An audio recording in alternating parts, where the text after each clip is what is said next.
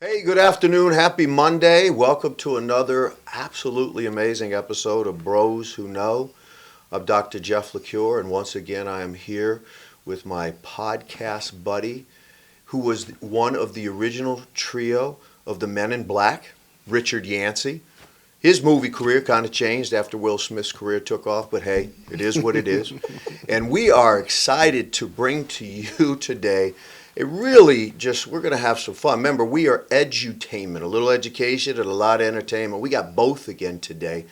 We have with us today Heather, who is an ex NFL cheerleader, also was in the movie Me, Myself, and Irene, and she has agreed to come on Bros Who Know to talk with us today a little bit about her experiences as an NFL cheerleader, how she got into it, how she got into movies, what she's currently doing with her career now. And if we have time, we are certainly eager to hear about some of her unique and humorous dating stories. So, Heather, I just want to start and say thank you so much on behalf of Rich and I and Bros Who Know and all our viewers and subscribers. Yes, please hit that button. Thank you so much for being here. And again, we were joking off camera about being a unicorn. You're a unicorn. There are very few women in this country who could say they were ever at the top of their profession. And you're an NFL cheerleader. You were at the top of your profession. And very few people, and we had the Super Bowl last night, very few people have a clue how someone ends up getting into that profession. So can you give us an idea of how you got into the Dallas Cowboys organization as an NFL cheerleader? Patriots, New England Patriots. Oh, New England Patriots. Yes. Oh, I totally blew that one. Yeah, great. And I'm a Washington Redskins fan, and I'm hyping up the Cowboys. Sorry about that, Robert Kraft. Tell us about the Patriots cheerleading. It's an interesting story back. It's been a while. So I was a hip-hop dancer for a group, backup dancer, and we would train at different dance facilities and stuff. And so one day I was there, and on the bulletin board was a Patriot cheerleader tryout. And I was like, And one of the girls that was trying out, she said, "Would you want to go?" And I said, "Yeah, sure." I didn't know they had cheerleaders at this time, So we went one day, and then they go through a series of cuts. And at that time, I was a hip-hop dancer. So, I go up there. I wear what I'm supposed to wear with the leotard and the thong, bathing, whatever, one-piece leotard over it. And you have, I had my warm-ups over it, and my hair in a ponytail. And you make your first cut, and then you make your second cut, and you're going 40 girls at a time on the stage. And it was so interesting to watch because you see these beautiful women, and you're like, oh my God, and you're so excited to watch them. And they get on stage, and you're like, oh, they don't know how to move, or they don't have that charisma. And I remember one of the girls saying to me, she goes, "Heather," she goes, "take your hair down." I go, "What do you mean?" She goes, "Take it down. It's about glamour and hair flipping." And I was used to hip hop, and when you're dancing and you're a hip hop dancer, and it was just such a different thing. And so then you went back for I made the first cut, second cut. Then you have a personal interview. It's a 15-minute interview that you have to get dressed to the nines, from nails to hair to outfit to heels. And you show up, and it's a 15-minute interview that she gives you. And then you go back the following Saturday. It's the first cut. Are the two songs you have. And then the second cut was really hard. Really, really hard. They show you the dance. You got to learn it in minutes. And then you get on stage again for to do routines. And I remember, as being a cheerleader in high school and a backup dancer, you mess up, you make it look they mess up. You don't mess up. So I started with her routine, I did my own, and then I finished with hers. And then I was like, oh my God, this is crazy. So I remember sitting in the back of the room, and my girlfriend Ingrid was with me, and they called my name, Heather Dyson. Well, actually, it was Furbish at the time, so Heather Furbish. And then they said, Heather Furbish. And then my girlfriend's like, "That's you!" And I was like, "Oh my God!" So I ran up and I tackled her, and it was a really, really. That's how you found out. That's how I found out. Yes. It was an incredible experience, and How long did you do it, Heather? I did it for 2 years. Yeah. There was a lot of controversy within the squad the first year, going into the second year with our coach, and a lot of things changed and made it a little bit less exciting, within the team as far as how she ran things. So Now, was there a lot of catting with the women? no, No, so all the women got along? nope. And I was the youngest girl they ever put on the squad Oh, at the time. So I was 19, and And the women got along well. yes, I think that personal interview she does for Yeah. 15 minutes is makes it. You know what I mean? You're together for practices and promotions and stuff, but everyone had their own careers. I mean, I worked at Delaria. I was a hairdresser. I That's still right. am a hairdresser. I worked there since I was 14. Actually, So I have a question for you, Heather. How do you keep from, because you have guys that are playing the football, right? Mm-hmm. All these professional football players. You got you, blonde, beautiful young girl. Mm-hmm. How do you keep it professional? Or is that even possible at that point? Are there guidelines? The first year there was. The first year you're not allowed to fraternize. You can't talk to them. If you are at a location and there's a player there, you'll have to leave or you'll get kicked off the squad. That sounds like a restraining Yeah, order. that's crazy. Yeah, you can't even get anywhere near them. That was the first year. Well, the first year my coach was engaged to the quarterback. And then the second year we had a new quarterback come in, and which was Drew Bledsoe, one of the best of all time as well. And her and her fiance broke up. He got moved to a different team, and now she made it a little bit more lenient when the players were around us. They would come to our auditions. They would come to promotions that we were at. If we went out one night and they were there, she made it okay to talk to them when she was there. Okay. But when Well, how did you feel while you were being a cheerleader? Like, how did you feel? Like, were you nervous every time you went on the field, or were you confident every time you went on the field? It's a lot.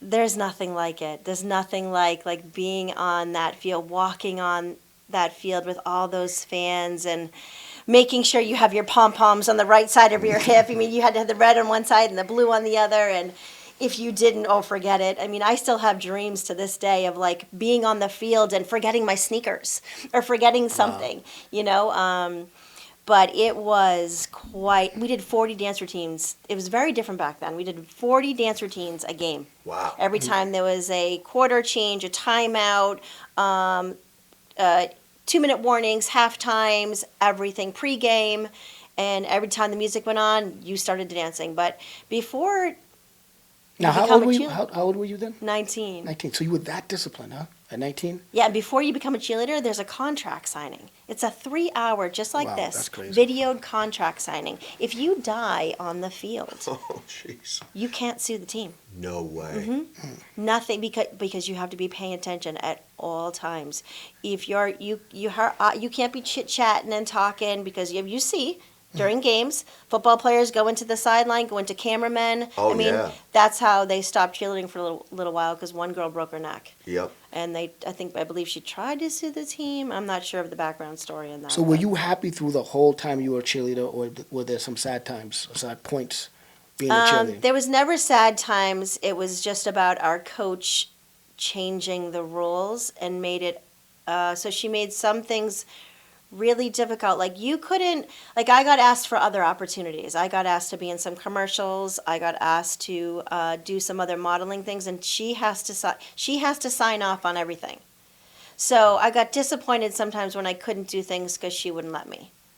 Did you ever find out what the reason was for the no? Did she see it as a conflict of interest? This is just going to be an assumption, but Yeah. she had something with me. Okay. It was different. It was A good, bad? I hate to use the Yeah. word jealousy, because I was 19 and she was this beautiful, she was a Rams cheerleader, and then there's posters of her with not Lee, what's the Snap-on tools, with the hoses and Right, stuff. right, You right, remember right. those posters you probably had on your wall when you were younger, Right. right? Still do. Those, In the garage now, but still do. Right.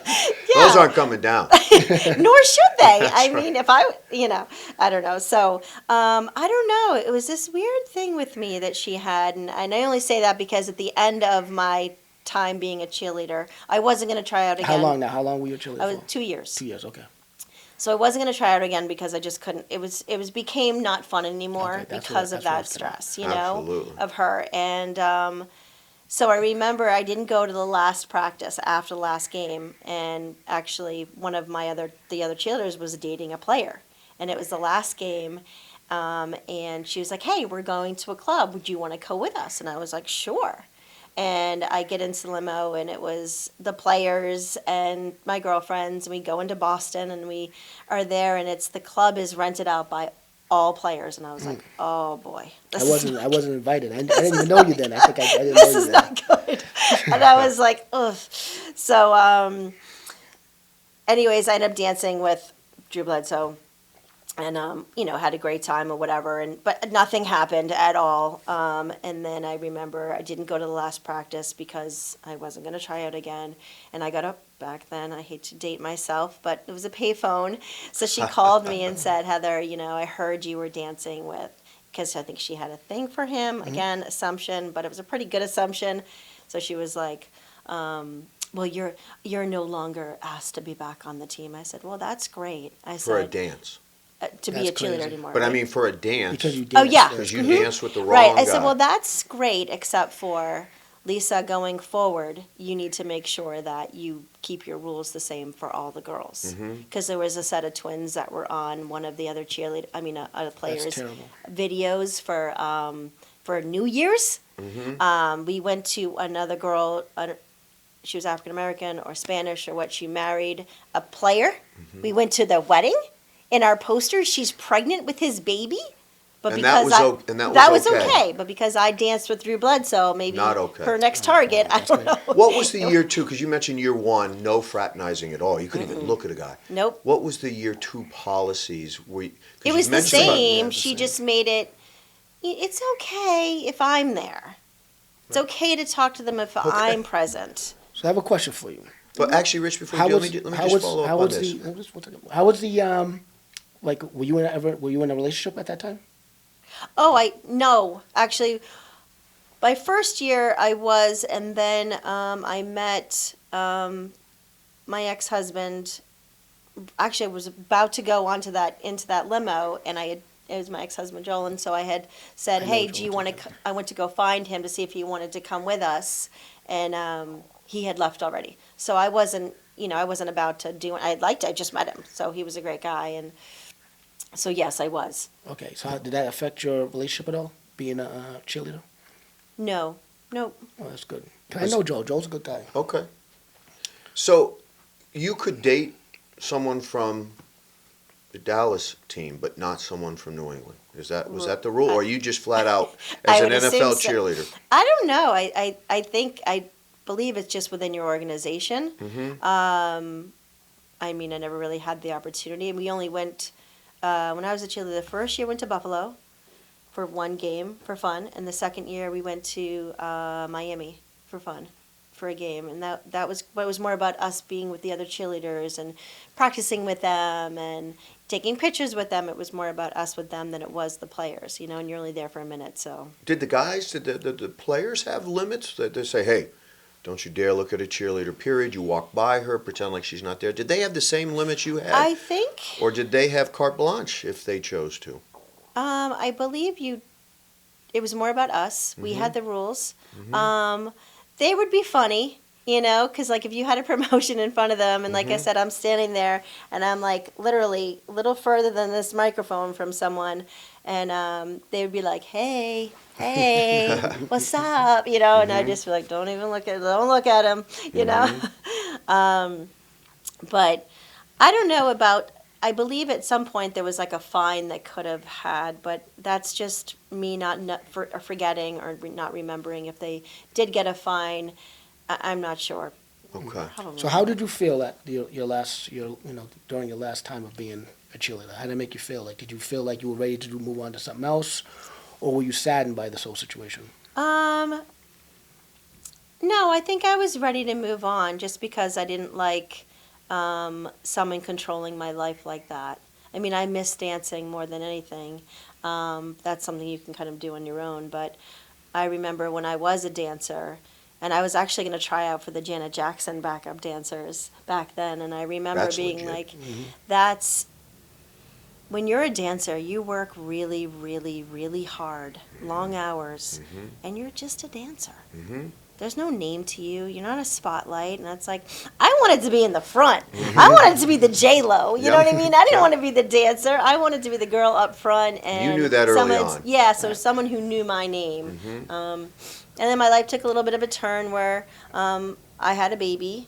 And I was very young, and then I got married, and so, but then after that, my world opened up again. You know, I did, got into modeling a little bit, but it's interesting how the men in my life sometimes have had control over where I've gone and not gone. Yeah, you know? we talked about that. Yeah. When did I meet you? What year was that? Because it was not sure. Tori was maybe like 2. Yeah, 2. Right? So she was born in 94. So maybe And like you and Joel 96. probably just got a divorce right then, right? Maybe, yeah, maybe 96 maybe or 97. Yeah, so when did you do Me, With Myself, and Irene then? I did that movie in year 2000. Mm. And that's when I got a cover of the magazine from that as well. So how'd you get into that? I was dating this guy, and I used to go on Thursdays to Sansi in Boston. And it's that story of right place, right time. Absolutely. And I knew the manager there, and it was Peter Farrelly was in the restaurant with Patrick Lyons and a bunch of other people. And I had known who the Lyons group was at the time. And I had gone down to the bathroom, and the manager comes down. He says, Heather. He says, Patrick Lyons is here. I go, okay. He's like, well, Peter, he's having lunch with dinner with Peter Farrelly, and he wants to put you in one of his movies. I go, yeah, okay. I believe that. That was the intro. That was the intro. Like, so Patrick wants your number. Yeah, right. I'm I going to go, put you in a movie. Oh, sure. Yeah, right, Meanwhile, right. I didn't know who the Farrelly brothers were at that time, you Yeah. know.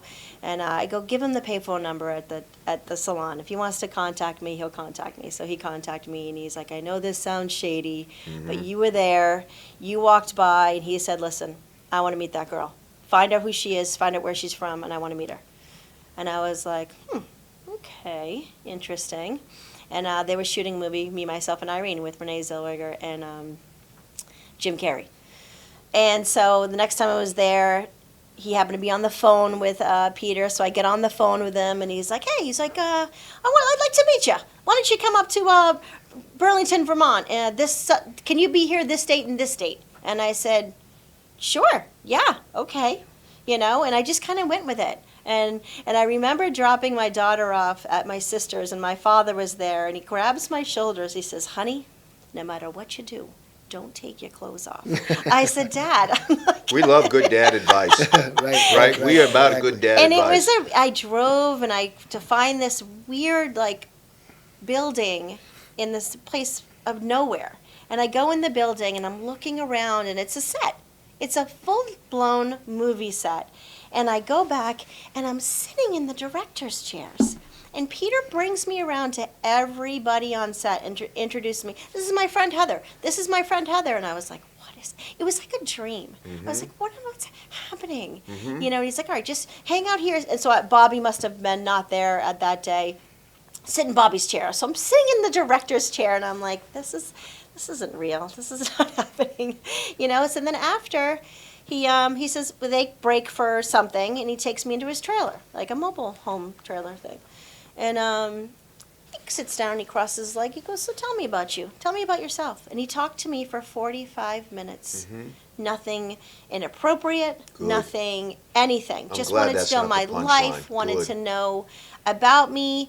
And I think he just wanted to hear me speak and hear how I don't know if that's what he does with acting. I don't know how he picks actors or whatever. So when he got out, he gets off the bus. He's like, all right, I got to go to, his daughter, Apple, was just born. He's like, I got to go to Nantucket or the Vineyard, wherever they were. He's like, do you want to do something in the movie? I'm like, sure I do. That'd be a hard yes. I'm like, yeah. So I ended up staying overnight. They put me in a hotel. Stayed overnight, and then the next morning, a driver came and picked me up and brought me to the set. And so we're on set, and Peter walks out. Well, first they take me to like the trailer where I have to get dressed, you know. So I go in and they're like, what? He's like, what am I making her? He's like, I don't know, make her a reporter or something. So I go in and I put my clothes on and I go outside and now I got to go to the hair and How'd you makeup. find the dress? Because that was a beautiful dress you had on. So did they bring the No, dress so for you? I had on, I think I wore my shorts maybe I had on with my shoes, and then it was like a nice top they had given me. And then when I went to the hair place, she was this beautiful brown-haired woman that does the makeup and hair. And she talked like this, like she had a trachea. Oh, wow. So she was like, I didn't know what to do. I didn't want to make you a Baywatch looking reporter. So, you know, it was like so funny. I was like, this is crazy. Like, what an experience. So, yeah, then he comes over with a piece of scribbled paper. He's like, can you say this? So he's like, yeah, say it. And so I start saying it. He goes, no. He goes, all right, say this. And he walks away. And I was like, And that was Peter? Yeah. Yeah. No, that was Bobby. Oh, Bobby, okay. Yep. And Yep. then the other main actor that's in that movie, really funny comedian. Yeah, what's his name? What's that guy's name? I should know. He's in a lot of shows and stuff now. Jim Carrey. No. No, it's the other guy. Yeah. I can't. Which one? Yeah. African American. He was I forgot his name, but anyways, I should know his name. But it was funny because I'm standing there and he's like comes over and he like grabs my feet. Okay, like I have like heels on, whatever I have on. He grabs my feet and I look down and he's like, I just wanted to know what they felt like, and I was like, okay. Jeez. Wow. Welcome to the movie set. I mean, know, right? So let me ask you this too. So I'm not saying you don't have an abundance of talent, but that story tells me if you had been homely Heather heading down to the ladies' room, does that gentleman knock on your door? no. So that's I think it's about everything. Oh yeah, you always got to Energy. yeah. Oh, I believe that. I You have absolutely to look, believe that. You have to look. So you have to justify. I'm actually giving you a compliment on that one, because a lot of people get dogged for sort of natural talent, natural skill, and even natural ability, and we, Yeah. as a society, we look at people how they look. So I'm actually thrilled, but I also want to throw out to you: do you think you would have caught that break, that moment in time, where the Farrelly brother? Well, Peter, anyways, is there and says, go get this girl, right? Yeah. Had you been... I think that's a hard one for me to answer because I've never had that situation where doors have been open for me in so many ways. And that a great example is because I had lines in a major motion picture, I got to get a SAG card. Yes. I didn't know what a SAG card was. Absolutely. When I tell you everyone, all the actors I was around, that was when I said, what's a SAG card? They were all like, what? So what's a SAG card? It's a Screen Actors Guild card. So Okay. to be in the union. It's Willy Wonka's golden So ticket, you isn't it? literally you have to have 3 days as an extra in a major commercial like Pepsi, a Coke, like to get a SAG card, or lines in a major motion picture. So it's a fee. So I go down to Boston to get this SAG card because you have a certain window to be able to get it. Now you're in the union. When you're in the union, which means you get different treatment. So in other words, because I had lines, when the guy was filling out my paperwork on set, he said, so you were an extra, and then someone was like, she had lines. He goes, you had lines? And I said, yeah. So he takes it and he rips it up and he throws it down. He goes, okay, let's start again. So it's a whole new thing. Oh, So wow. now I'm paid differently. I got paid $600 for those few minutes I was there. I mean, the takes were probably like 10 or 12 takes. Actually, they're pretty good. I ain't gonna lie. But I was, but it was on Well, the you spot. have talent. Well, you have but it was on talent. the spot. That's you know what right. I mean? I didn't have time to prepare.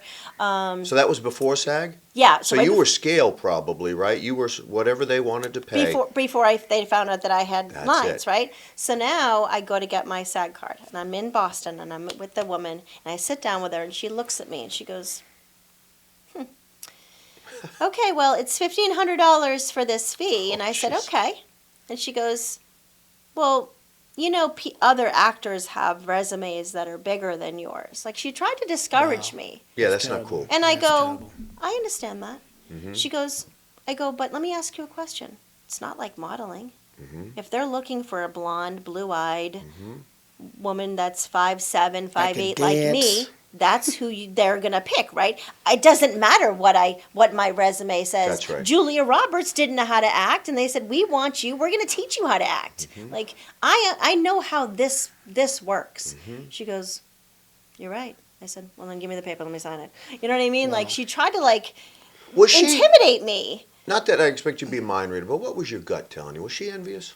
Was she a little jealous, maybe a little intimidated? She was trying to intimidate me because she was probably upset. Maybe not upset, but it's one of those, oh, what is she's getting a SAG card because she's a pretty girl? Like, Yes. who knows? How frequently have you felt that throughout your career from being Throughout my life? about a dancer, about being an NFL cheerleader, an actress, a model, covers of magazines? How often, if at all, have you felt like, you know what, someone's making a judgment and an assessment about me just on how I look without getting to know who I am? It happens every single day if someone doesn't know me. But once someone gets to know me and says hi to me, they're like, "Wow, I wanted to hate you. Like I see you in the gym or I see you here, and like I was just like, who is this girl?" But then they meet me and they're like, they want me in their corner. They want me in their pocket. They like the energy that I give, and because I go through life with positivity, like every day. I try to be the best. I wake up with a smile.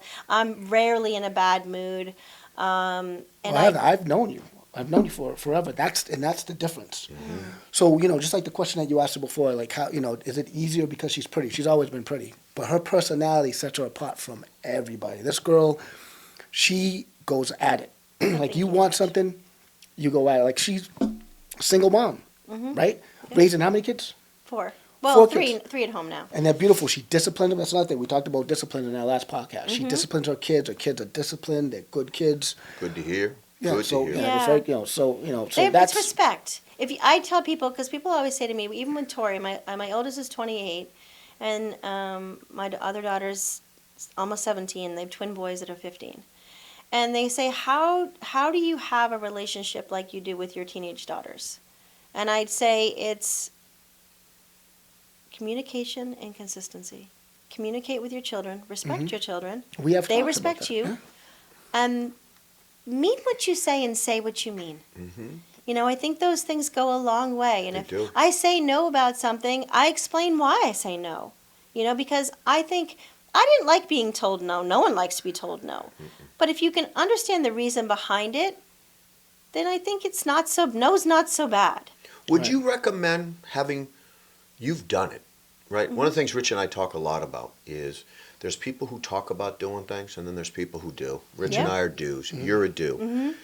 Would you recommend to your daughters or any other young women the profession of professional cheerleading? Would you give it the Heather stamp of approval, or would you put an asterisk next to it? No, yes. I mean, everything's an individual. What you get out of life is what you give. So if someone wants to be a cheerleader, then they have to, it's about acting. It's about playing the part. If someone wants to do modeling, I've had nieces or people that want, it's like, you have to know how to look into the camera. You have to know how to become what you want. It's when you put that into the universe, what you want, you will. I told my 16-year-old, I said, I truly believe you can have anything you want out of life, but you just have to work for it. And that's good. But I have a question for you, Heather, because me and you, we known each other for a long time, but we never talked about this. But I'm going to challenge you on this. Great. So obviously you've been beautiful your whole life. You've been in shape your whole life. Okay? Why aren't you a superstar right now? Why do you believe that you're not? Because it's not your skills. Because your skills, let me tell you something. Your skills are amazing. You look amazing. Okay? Thank you. But what kept you from being the superstar? I don't want to say my children, because I had my daughter, and then that opened the door to the magazine, to the movies, because me, myself, and Irene, I ended up on the cover of a local Boston magazine. That was the most incredible feeling in the world.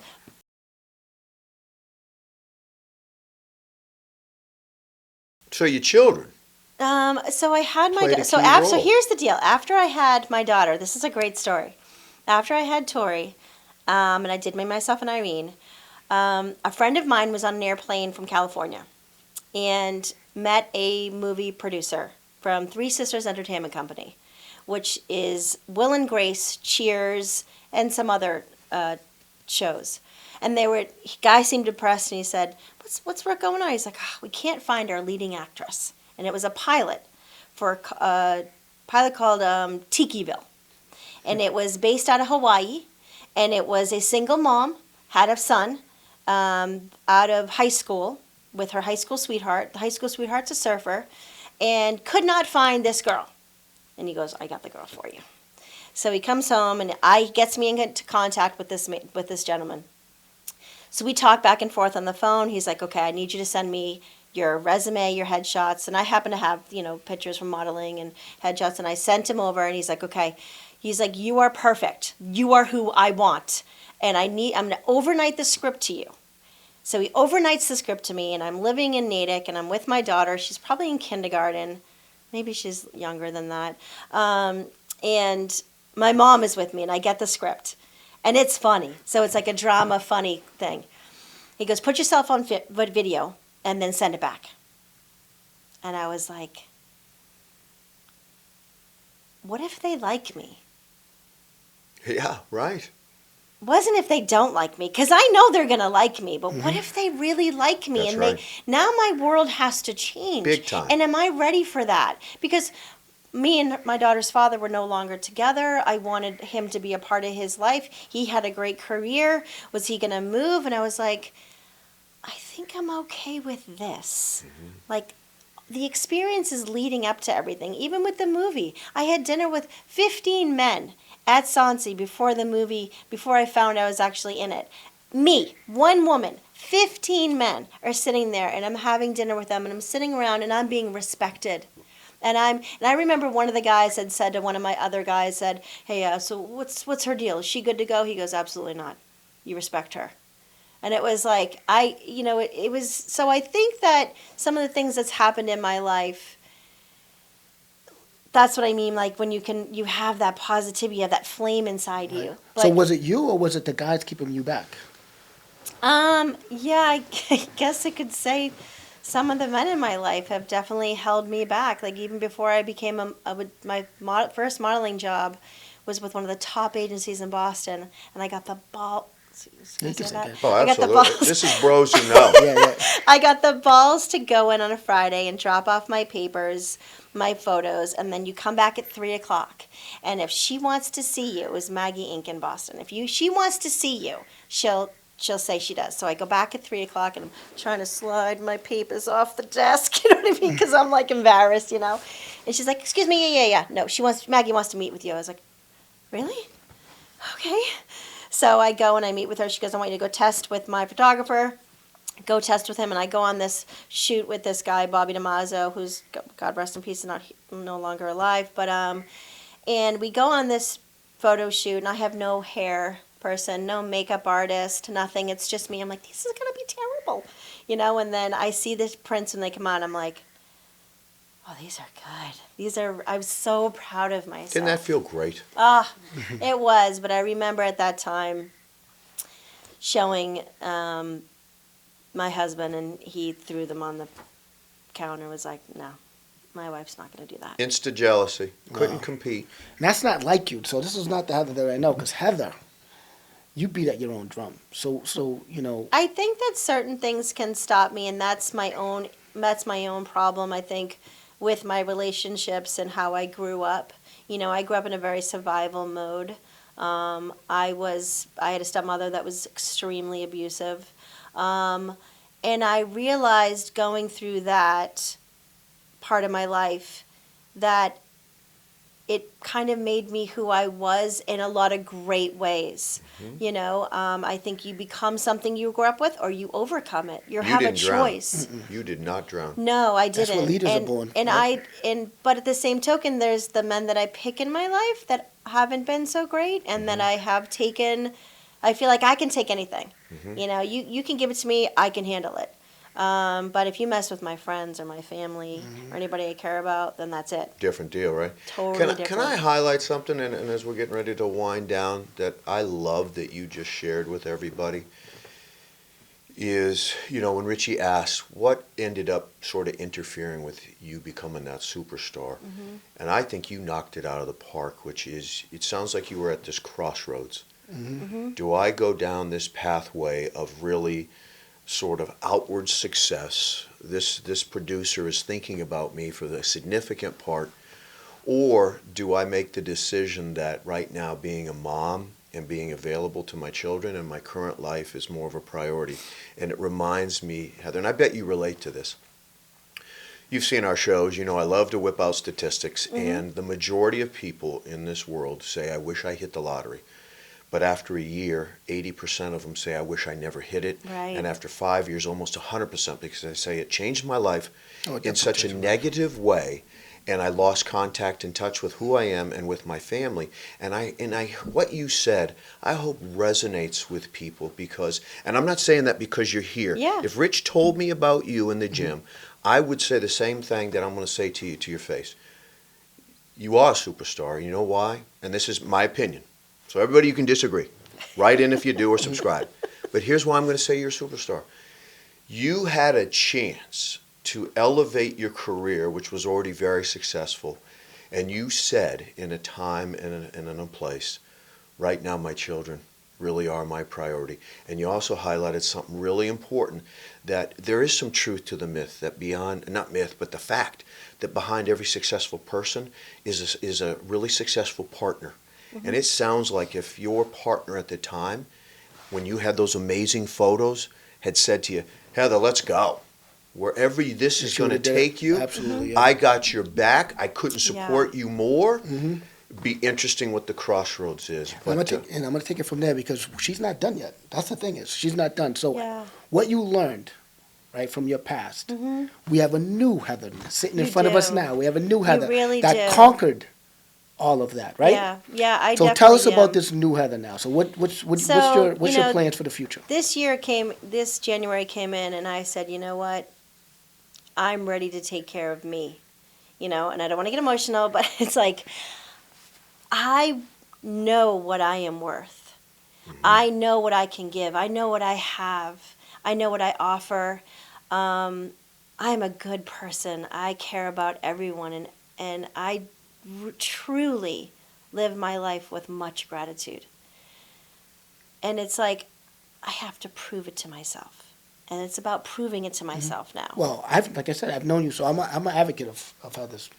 Well, you So know, I've known Heather for so long. So I always say this. I said this in one of our podcasts. I said there's two ways you can live life, right? There's one, you make it about yourself. Right? If you make it about yourself, that's exactly what you're going to have at the end. You're going to have yourself. Yeah. Or you make it about other people. And I'm going to tell you something. The reason why we stayed friends for so long is because you always made it about everyone else. Matter of fact, the reason why you didn't become a superstar is because you didn't make it about yourself. You made it because of everybody Right. else. And because of that, Heather, you might not be a superstar outside, but you have people like me who respect you, and I will have your back. I'll be your cheerleader for as long as I've known you, because you are loyal, you respect other people, you don't care about race or color or nationality or any of that stuff. You treat everyone equally, and you would help anyone if they asked you. Yes, So I'm one of your that's biggest very fans. I'll tell you that right now. So I'm glad you learned that. Okay, Yes. so you said now you're doing something with. So now I have gone out on a limb, and I have, submitted a video to Sports Illustrated. They had an open casting call. They had one when it first started like 5 years ago, and the gentleman I was dating at the time, I had talked to my daughter and my goddaughter about, what do you think? Should I do it? And they're like, yes, Mom, Love this it. is all about it. This is Good, you. good. And the man that I was with, I told him, and I was like, I talked to my daughter. He's like, are you crazy? Wow. He's like, you're gonna embarrass yourself. Wow. You're gonna go up against these beautiful models. I'm like, no, I'm not going up against anybody. Being you. I'm gonna be me, a woman of the ages. Like, beauty is within yourself, and it doesn't matter how old you are, how big you are, your ethnicity, any of that. It doesn't matter. Beauty is something greater. And That's right. and I have to be honest with you, when I sent my video, the first deadline was November 30th, and the second one was January 1st. We haven't heard anything yet, but you have to be part of this Swimfluence network, okay? That is a platform of positivity for women. Like, every single thing, from fit to fashion to bathing suits, every post is positive. You can reflect on it. There's big women, small women, African American, Chinese, women with deformities. And it's all positive. And I feel like I've won already. Being a part of this platform, and if something happens and I get an opportunity to be any part more than I am of this community, I will create something for girls 18 and under. So They what need would a you like to say platform. so what would you say to a young girl who's watching this right now? Well, because out of your experience that you I had, would say the same thing I say to my daughter. You can follow your dreams. You can do whatever you want in this world. You just have to work really hard for it, and you have to really want it.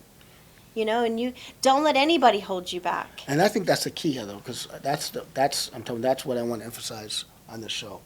You cannot, if they don't have your back, Heather, and they want to take a left turn, you have to take that right turn. Because Yeah, let me you tell you have to something. believe in When yourself someone more. loves you, Heather, they love you unconditionally. Right. It doesn't have conditions. They don't love you and say, oh, you're not this, you're not that. The reason why those guys were with you is because you were beautiful. Believe that. I'm talking about, you're a beautiful girl. But your personality scared them probably. You know what I mean? When you're beautiful and you confidence, have your yeah. confidence and you have a personality, that's going to scare a lot of men. And I think that, And it's definitely different. It's not. I don't feel like I'm conceited. I feel like I'm confident Right. in who I am. Insecure men, confidence is like kryptonite to insecure men. Yeah. Right. There's no question. I'll tell you, as we wrap for today, a couple things. First, thank you so much Yeah, for thank being you here guys and for being having me. being part of Bros Who Know. You have given us and our viewers this wonderful perspective. I feel like in some ways, Heather, we just scratched the Heather surface.